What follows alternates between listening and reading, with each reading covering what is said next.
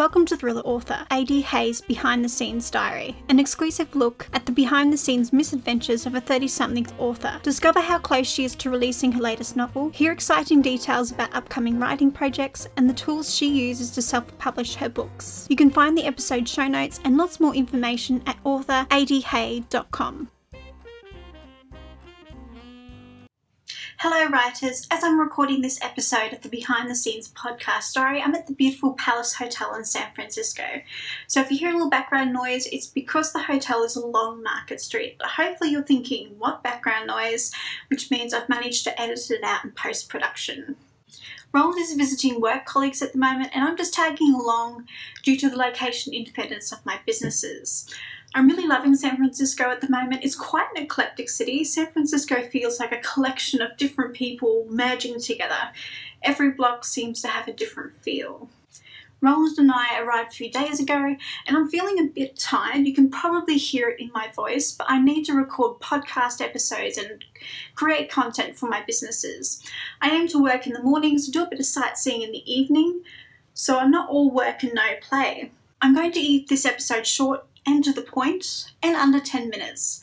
As I'm creating this episode, I'm starting to feel a little worn out, although that could be the jet lag talking.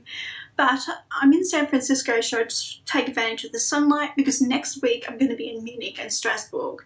Now that I've mentioned it, I have a pretty packed travelling schedule ahead of me for December.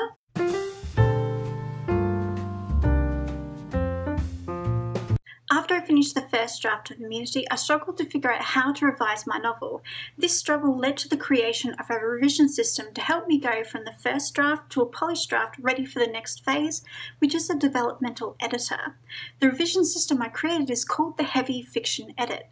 This system allows me to revise and edit in phases. I simply read through the manuscript looking for a particular plot point or writing element, make notes, then go back and make changes. This revision technique was designed to help avoid overwhelm, and it did achieve this at first.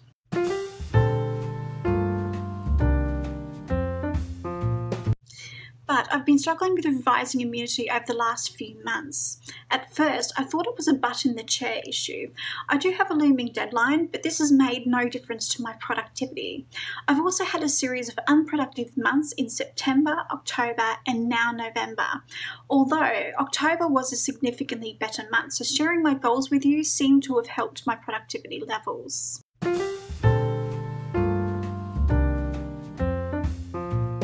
I'm starting to wonder if I'm just exhausted and need a holiday. Then I dug a little deeper and discovered there's also an issue of fear lurking around in the background.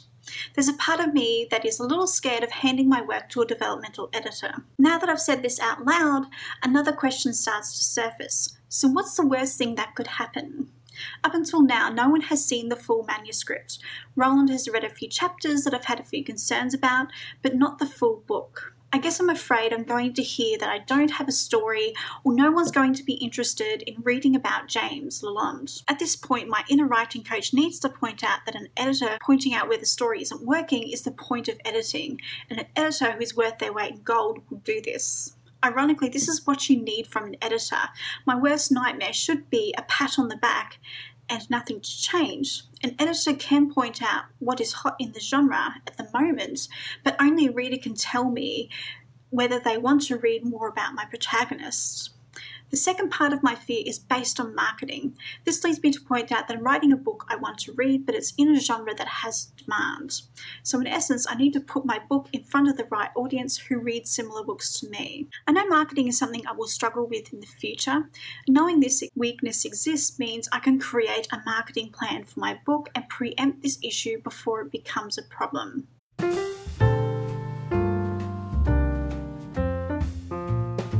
When I wrote the first draft, I was excited and confident that I had a great story idea that people would love to read.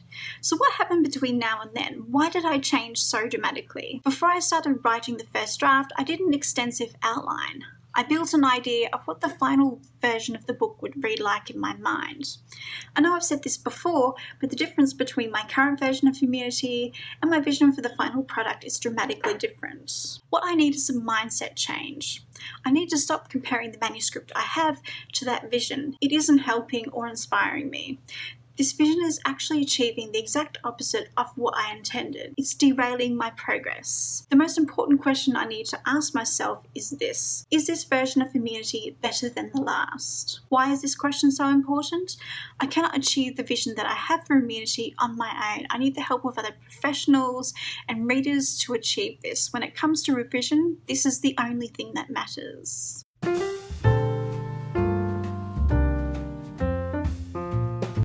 The reason why I'm sharing this with you is I know I'm not the only writer who struggles with this type of insecurity.